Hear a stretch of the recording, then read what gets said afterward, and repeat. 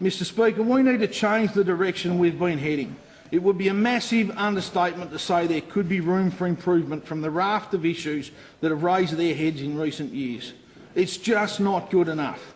I entered this parliament because I feel Tasmanians need a government and leadership they can be proud of, one that understands that social policy is very important, but it does cost money, and small business and business in general is used to fund all of this.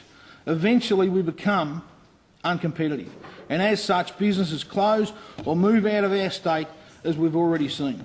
Now this costs jobs and in the end does not help the economy at all. We have the largest payroll tax rate in the country. We seem to think that water, sewerage and land tax costs are an opportunity to rip the heart out of business without any consequence. The result of this is we see businesses move or become unviable. We need to set the right conditions. I'm not by any means saying that there should be no cost or a free ride for business. Far from it. But we don't have to use it as the instant cash source to prop up governments. Also, Mr Speaker, I believe financial restraint and financial responsibility is a non-negotiable must for accountable government. I cannot fathom some of the waste that has gone on. If I or many other business owners ran their business like this, they would either be bankrupt or possibly in jail. But Mr Morris had let us out. So. I was giving him a note saying I wouldn't do it again. We need to change the apparent carefree attitude that is blatantly shown by some when it comes to spending the public's money. There is no money tree, and we need to treat the public's money as if it were our own, and not waste it on poor policies or ridiculous half-baked projects. There is an all too often reference of politicians having their snouts in the trough. Now, I'm not, though, mocking this morning's question time. However, the consistent reference to put, I can't read me writing here, to put pork-based activities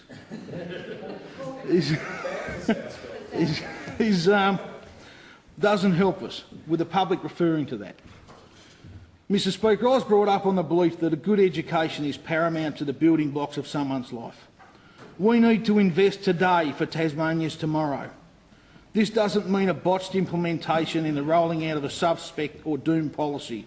It means ensuring that not just the tools for schools, rhymes like books, facilities and teachers are available, but that also making sure core services are available to the education system. It's making sure areas such as child psychologists, IT support, maintenance and learning support initiatives are not just mentioned in some feel-good political speech, but actually delivered to the schools which need them most. A good education gives the next generation a solid start, and we need to ensure we do not shortchange our children, because we will need them to continue to develop, build and innovate this beautiful state with intelligence, integrity and confidence. Mr Speaker, last year I was touched by the tragedy of suicide. Tasmania has the second highest suicide rate of any state in Australia, and it is so tragic when young people see suicide as the only way out. We need to continue to work, to educate, to offer hope, to offer a hand up and to help those develop a feeling of self-worth and to see some light at the end of the long, lonely tunnel. It's a sad day when any Tasmanian takes their life. It has a devastating effect on families, friends and everyone. We need to ensure we provide services in areas such as mental health and develop programs that assist people to nourish their dreams and aspirations. It's about giving people hope and not a feeling of hopeless abandonment. To help me work more closely in this area, this year I'll be attending a course designed to help people deal with and understand suicide. This course is one step towards understanding one issue. It's a vital issue, and I would ask all members of this House to learn more about an issue that faces or confronts them. With an ageing population, we need to ensure the provision of appropriate health, aged and respite care.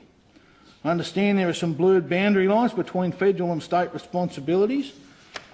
However, this is no reason to ignore our obligations. Health is an area that affects us all, and we will all need some sort of care in our lives, and some more than others. The people of Tasmania deserve adequate and well-standard health care. Now we have to do is deliver it. It was, though, refreshing to hear the announcement by the Health Minister on Tuesday in regards to the Inaugural Respite Centre. It was the right thing to do. and I'm pleased that it not only took the government 45 minutes to accept my motion and agree to my suggestion. Additionally, preventative health is the key to reducing the weight on our health system. Now, I know I mentioned weight there, and yes, I can accept I probably need to lose a few kilos. All right, probably more than a few. And I'm happy to talk about this, as I know there are a lot of people who struggle with their weight like me. Now, the experts say it's all about a balanced diet and regular exercise. Yep, I'll admit it, love the food, especially the food I probably shouldn't have. And, Mr Speaker, afternoon teas like the one on Tuesday do not help. Now, Mr Speaker, I'm not by any means throwing stones at glass houses, but we all need regular exercise, myself included, and we need to get on with an exercise regime sooner rather than later. Now, I was thinking for my regime, because I need to do something, but probably not bike riding with the Premier. Nothing personal, David, but I think you already have your biking buddy. I could do the Burnie 10 with Will, but I think he looks a bit fit and buff to me, so I was thinking we could do a walk, but not with my friends from the Tassie Hawks anymore. But I've got their tie on, so we'll be right. And we understand the Hawks are not there for photo opportunities. But all jokes aside, we need to be active.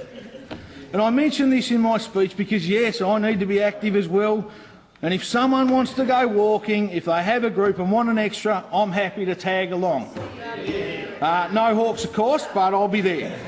My point to this is that it has to start somewhere. And while I'm not saying I'm the master of all things starting with exercise, far from it. But I do know how people feel if they're carrying some extra weight, and it has to start sometime, so why not today? Now, some in this House may be aware, Mr Speaker, that I'm actively involved in surf lifesaving.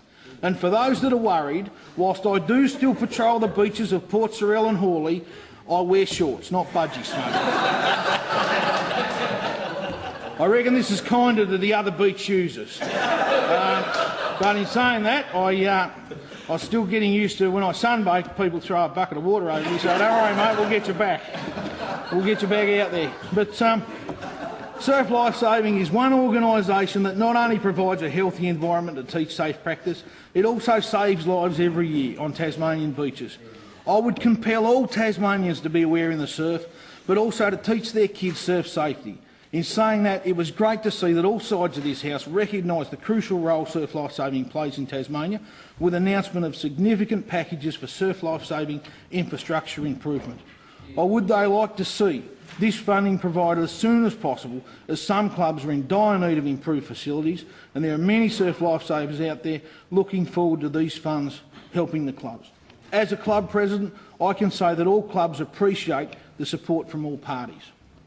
I also wanted to add that there are many volunteer and charity organisations throughout Tasmania, and if it weren't for the volunteers and organisers, then there would be many who miss out on help, support and facilities. I'd like to encourage anyone to be involved in volunteering for something. It is one of the most rewarding activities someone can partake in, and I feel we as elected members need to talk about the great things people do.